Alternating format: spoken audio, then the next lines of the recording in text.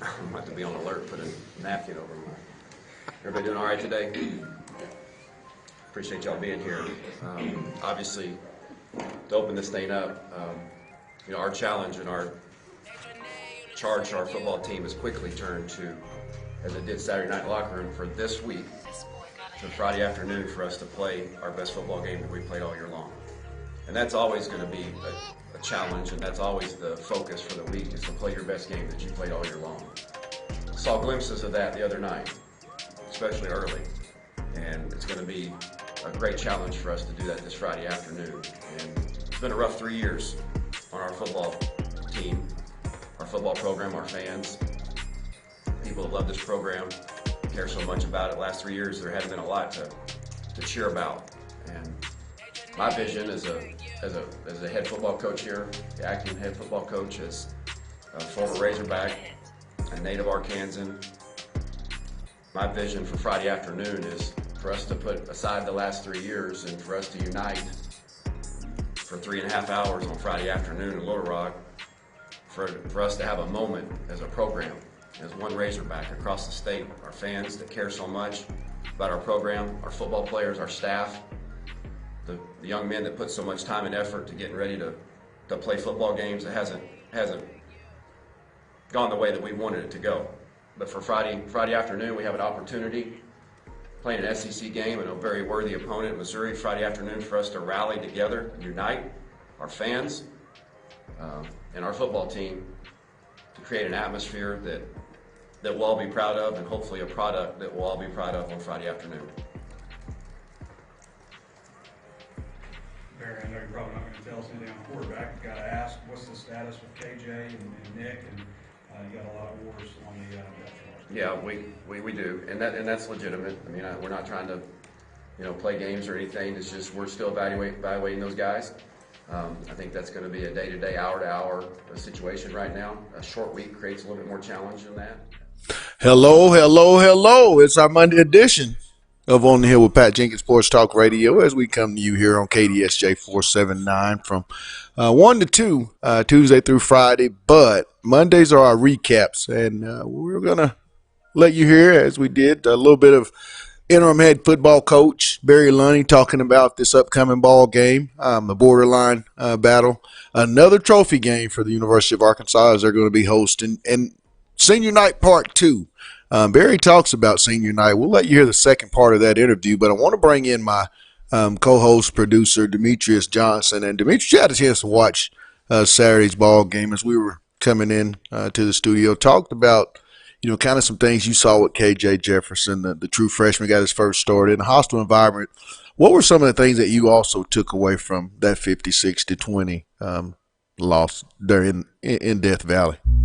I think KJ did good. I won't say great. I give him C+, and I think that's pretty good going against the number one team with the offense and defense. Yeah, he saw a lot of looks that he hadn't seen all year. I feel like that was his first real true start to where he got to have full control of the team. You could even tell. I noticed he had the gold chain on. He hadn't wore the gold chain all year, but he made sure he wore the gold chain the LSU game. But I just seen a different level of confidence in himself. He made a couple of mental errors.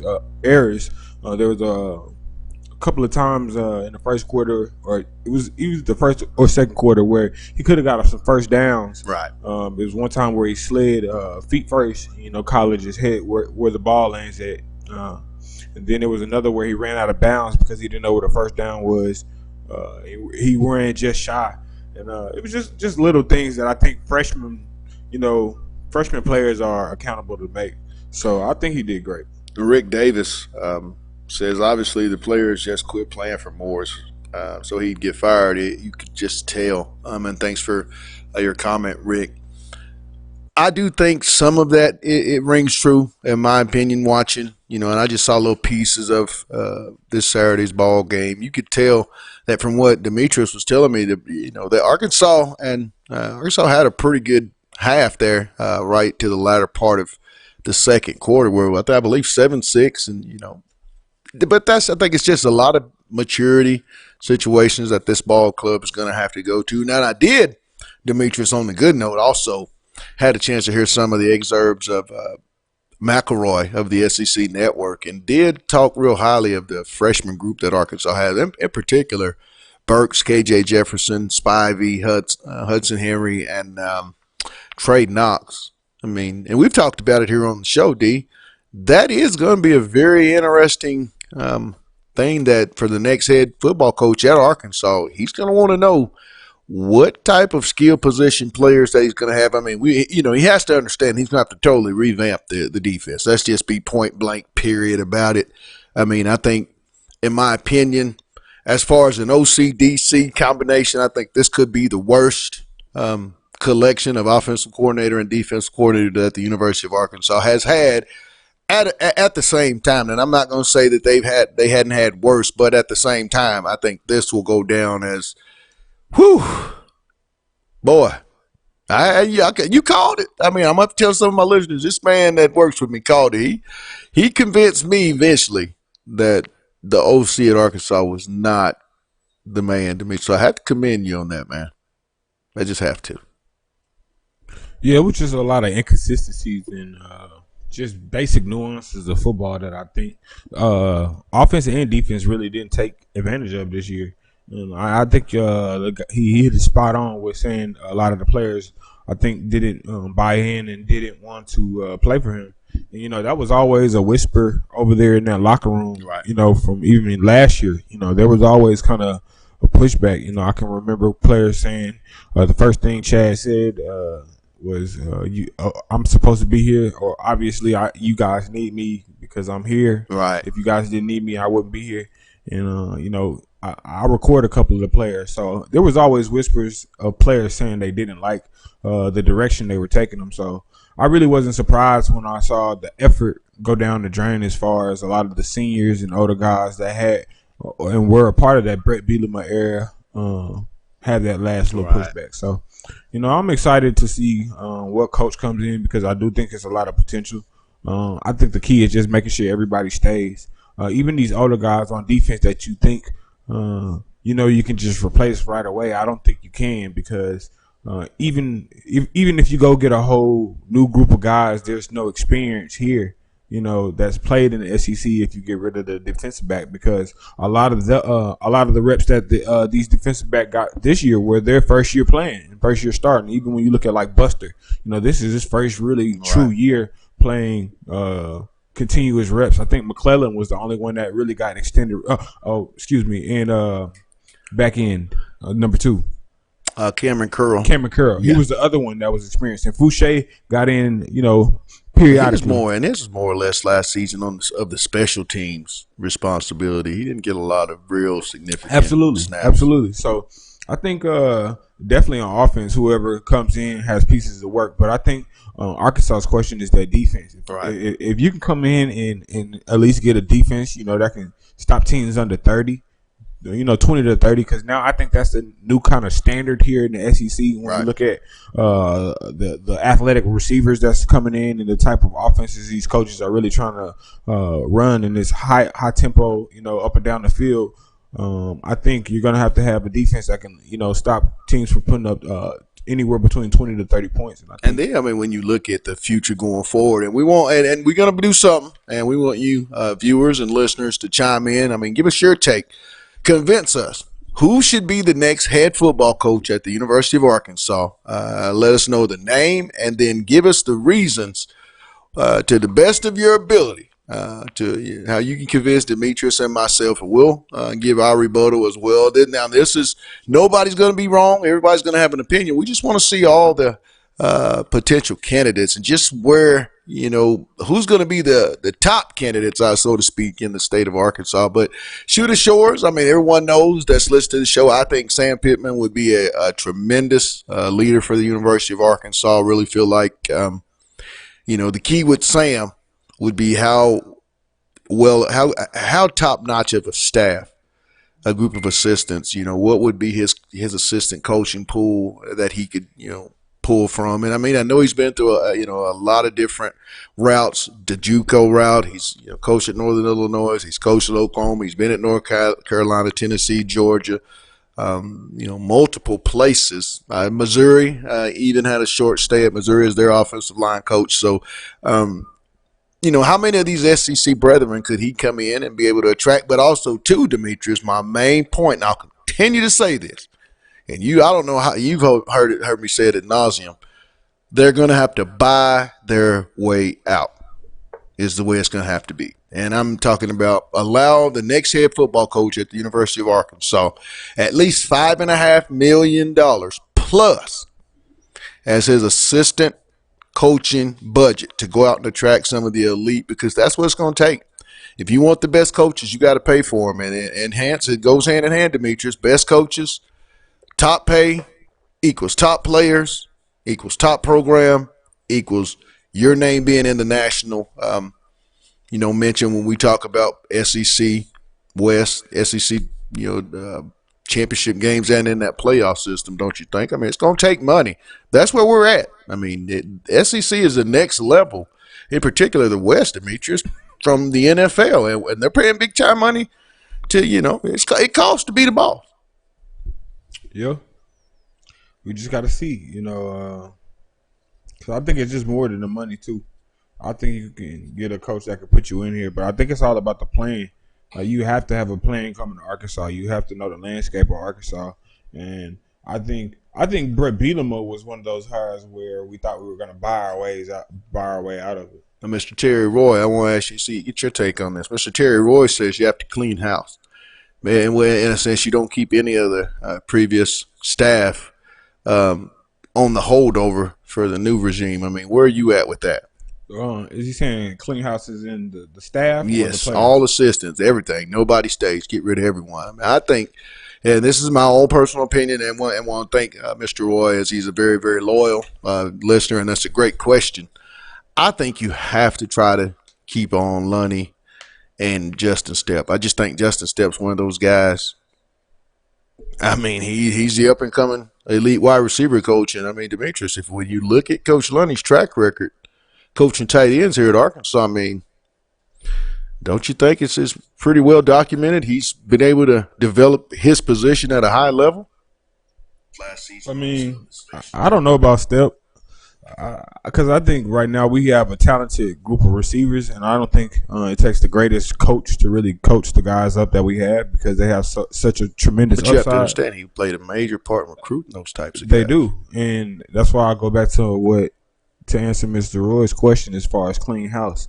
In my opinion, I do think you clean house, but I think you can't, because I think if you clean the house, you lose a lot of these key players that make this roster so appealing right now. Right. You have to play to the players that you have, and this is the politics of football. Sometimes you're gonna have to keep a coach on the staff to keep a certain player that's really absolutely important to your program, even if that means only keeping that coach, another year to make sure you build that relationship. Hey, you made a great point, because if you go back, a lot of people have to remember with that class with Joe and Jarius and Greg Childs, they kept Horton and they kept Bobby Allen, and those two coaches, those two assistant coaches at the time, because Bobby Petrino hadn't, said his entire staff had to go out and re-recruit the Chris Greggs and that entire class, keep it intact. So, I mean, you got to have some holdovers, and I think with Stepp and Barry, those two guys offensively, because I think that's really where the next coach is really looking at, the offensive side of the ball. He sees so much potential that, I mean, you want to keep some of the pieces. If you let this entire staff go, I mean, you have to, you got to for every action, there's a reaction, and I think that's what you have to take into account. But we had another one. Rick Davis again. The O-line needs some JUCO transfers for an immediate impact. Thank you for that question, Rick. Demetrius. Does Arkansas go JUCO, collegiate, high school? Where do you think they have? Because it's quite obvious they have to fix the line of scrimmage problem because it's been this way for ever since former offensive line coach Sam Pittman left Fayetteville. Yeah, I think you have to. And the reason why I say that is because you don't have time to develop the freshmen and have the type of season that you need. Arkansas has I don't think people understand how tough Arkansas schedules are the next 2 years. These are probably some of the strongest strength of schedules Arkansas has had in a long time. These next 2 years, absolutely, and especially the notoriety that can really transcend Arkansas on another level. You got a big game against Notre Dame. What's another big rivalry that? Now you got Texas coming up. You got another game against Texas. We all know that's a big game to the boosters, whether Texas is good or not. That's a booster game. That makes the boosters love to beat Texas. So I think these next 2 years, it's crucial that we go get somebody that can really compete. And going back to offensive line, you have to go get guys that are mature, that are physically built to come in the SEC and play right away. And I think again, that's where Sam Pittman comes into play.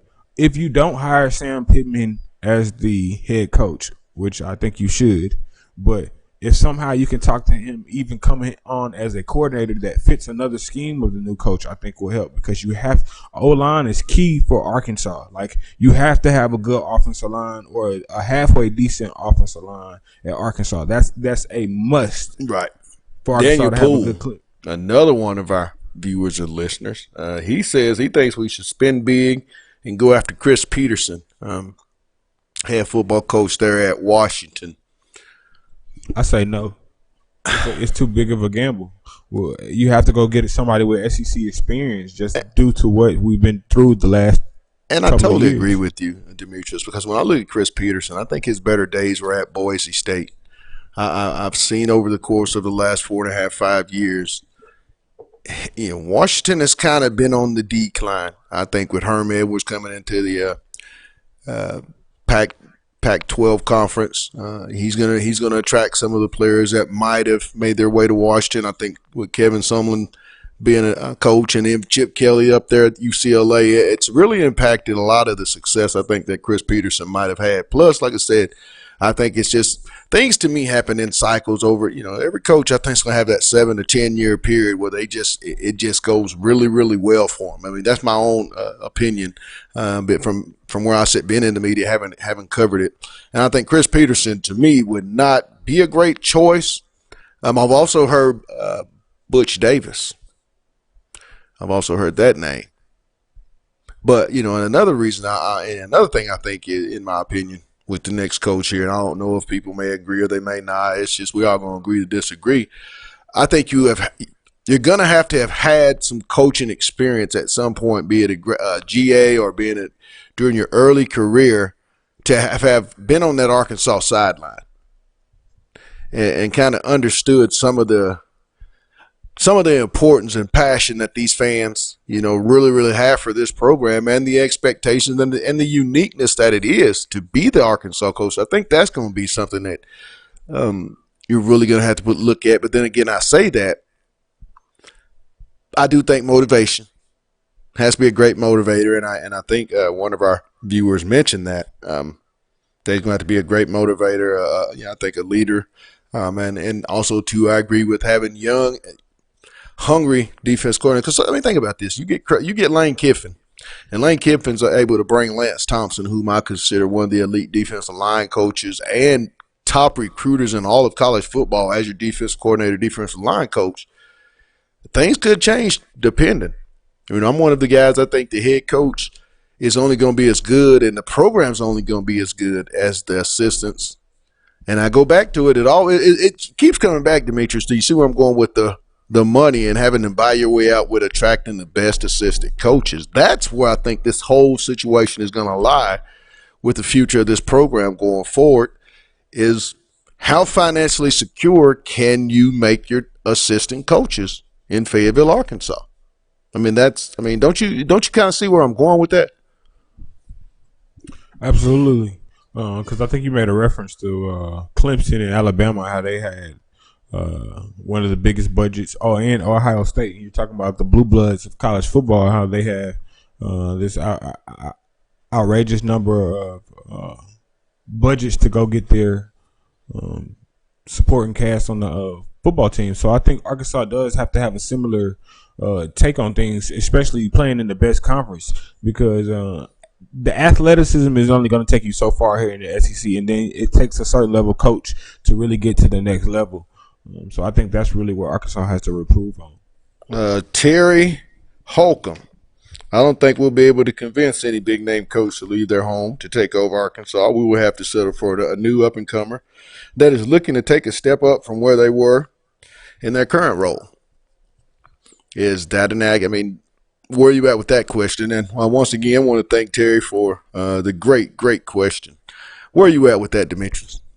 I don't think so, because if you have guys like Sam Pittman saying he's willing to take the Arkansas job, I think you give him a chance. That's a guy that's experienced. I think there's too many guys that have SEC experience that have somewhat of a track record. Right. Because, again, Arkansas does not have the chance to gamble. I think, okay, the stint Arkansas is on, what's that? What was that called when you lost your scholarships and you can't recruit? It happened to SMU. When they The got death penalty? The death. It's almost like we're getting the death penalty, but we're getting it through coaches. That's a great analogy. You know what I'm saying? It's like Arkansas is getting the death penalty, but we're doing it through hiring bad coaches. Right. Because, and I'm equating that back to recruiting classes. It's like we keep starting over. So we don't have time to gamble and take a maybe. We have to take somebody that's proven, or at least has a history of knowing what it takes to compete on a high level in the SEC.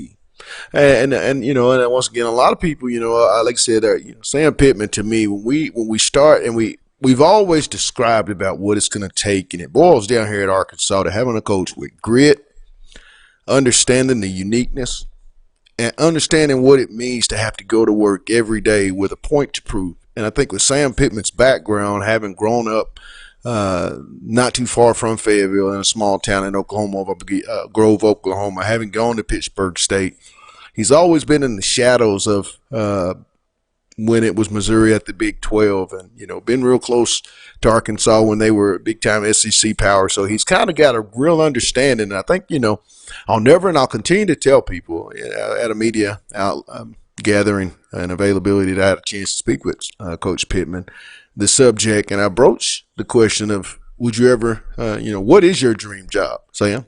And Demetrius, I'll tell this story till I perish. He looked me in the face and said Arkansas would be the dream job. His dream job is he wants to be the head coach. Told me that, you know, he wouldn't, no matter where he would be, what job he would have, if this job ever came up and he had the opportunity to lead this program, this is his ultimate head coaching destination. And I think if you were able to get Sam Pittman, one thing you are going to do is instantly be able to solve the biggest issue you have, which is offensive line to play. The line of scrimmage is the most important part of SEC football, Demetrius, without question. You see all the defensive big boys we see at Hoover each and every year. I'm going to tell people that don't have a lot of football experience, with a great with a great offensive line, you're going to go get great skill players. All great skill players want to play behind a good offensive line. Right. Why? Because they know they're going to get the ball. Any running back, you tell him, okay, I got these 5-star, not even necessarily stars. I have 5 hogs up here that can really block and make you some holes. Right. Some high class running backs are going to want to come here because they know they have a NFL ready or a style that they can come produce at a high level. And I think long as you have, and that's even on the defensive side of the ball, if you have a great defensive line, that it's going to mask a lot of your secondary and back end defense. So I think if we can solve our issue on the front line of defense and the front line of offense, I think it's going to solve and take Arkansas to another level. I also feel like, a lot of people, put Arkansas to be a second-tier program for a lot of the elite coaches in college football. I have a big problem with that. And the problem that I have is when you have the facilities that Arkansas has as as a coach at your disposal, the financial backing, contrary to what a lot of people say, this program I firmly believe is not hurting in the financial way that some might think. Is this is one of the few privately funded programs where it's totally funded by the athletic program. I mean that doesn't happen very often. I just feel like this is a school that they're not going to give their money up if they don't think that they're going to get a big time return on their investment. I think having gone through the coaches, Demetrius, and the points you made out were dead on. They kind of saw the light, I think, with Hunter Yurchek. Hunter's come in and he's hired Eric Musselman, and we got to give him credit because it was a 10 employee staff there for Coach Mike Anderson. There's over 20 employees in that basketball program, and hence he was able to be given a little bit more financial support, and he went out and hired the right people. Right now, Arkansas's recruiting class in basketball is rated number 8 nationally. Now, that's not by accident. It's a direct correlation to being able to have the financial commitment to get done what you're trying to get done. And you watch, we'll look back at that class, and we'll look back at this enhancement of money in the basketball staff, and it may not be a whole bunch, but it's enough to get the job done and be able to have those presentations that when kids and their families leave the University of Arkansas, they're really comfortable turning their son over to Musselman and that staff of that he's put together, both in the academic, nutrition, whatever it may be pertaining to the basketball program. That's what they're going to have to do with the football program. Allow the head coach to bring in the elite strength and conditioning coach that he can financially get. Who's the best? Where are they at? If I can't get the best, let me get your assistant. You come to my program. I think, and you got to go out and you got to serve. Who's the best offensive line coach? If you can't get Sam Pittman, he's not your head coach. You find a way to get Sam Pittman. If it's $1.2 million and the associate head coach to get him, you at least allow the coach to have the budget that he can play with. Because it's a lot harder to tell someone no, Demetrius, in this line of work when money's right there and you don't have to, worry about it. Well, they're just saying that. When you got the dollars and you see the dollars, it's a whole lot more people will and won't listen to, don't you think? Yeah, I think Arkansas is a good place to coach it. It has a lot of benefits. As you can see, I don't know if people saw the post about Chad Morris's real estate in his house. He had almost $3 million house. So there's perks to being the coach here at the University of Arkansas. I think a lot of people sometimes tend to forget. But I think any coach that comes here and can be a successful coach or even semi-successful coach here, I think Arkansas always makes a place for you here. And you kind of engrave yourself in history and always have a go-to home or go-to side place where you can go when you do special things here at Arkansas, because it rarely happens. And I think that.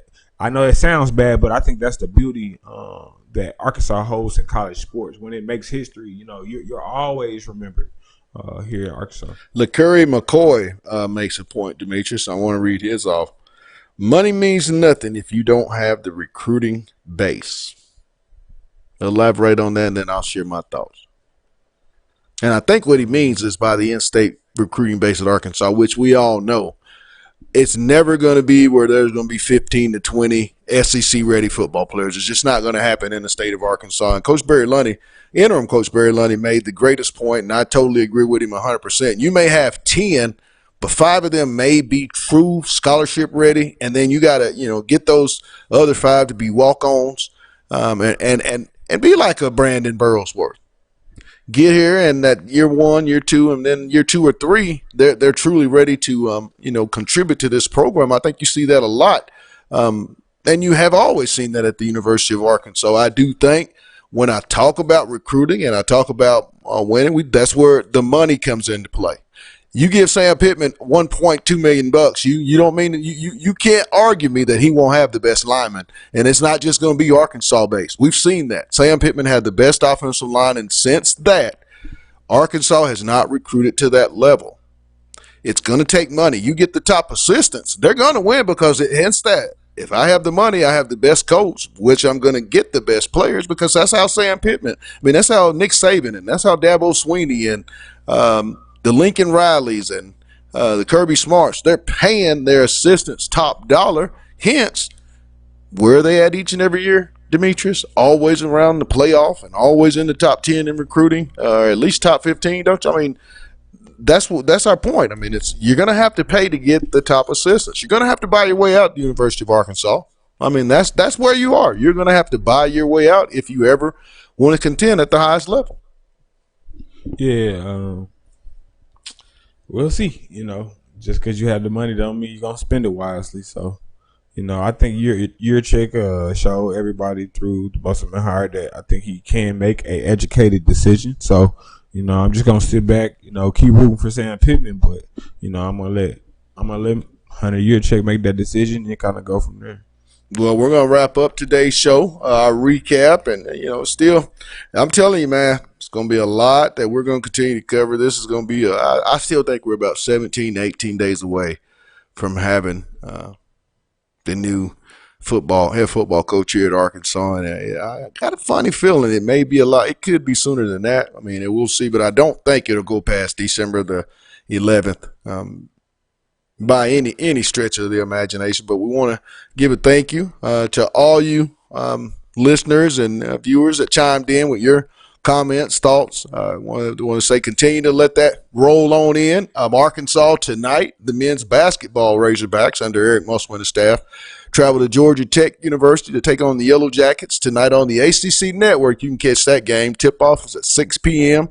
I'm sure we're going to be in to talk about them. They had a big-time commit that they got over the weekend. We'll talk with Kevin McPherson of Hallville.net. Arkansas's recruiting class steady picking it up. We mentioned it just here briefly on today's show. I want to thank you to all my sponsors, Lindsay & Associates, with an office location in Fayetteville, an office location also to in Rogers. Locomotion, located just below the Northwest Arkansas Mall in Fayetteville. Corey Beck's Custom Painting. And lastly, KDK's Chicken, located at 989 Razorback Road. Make sure and stop by, see Keith and Kathy. It's played that love, and like to say, it's not your mama's. Best chicken and waffles in the South. But that's going to do it for myself, from our producer, Demetrius, to you all. It's On the Hill with Pat Jenkins on KDSJ 479. You guys have a blessed one, and let's get it. Team, God.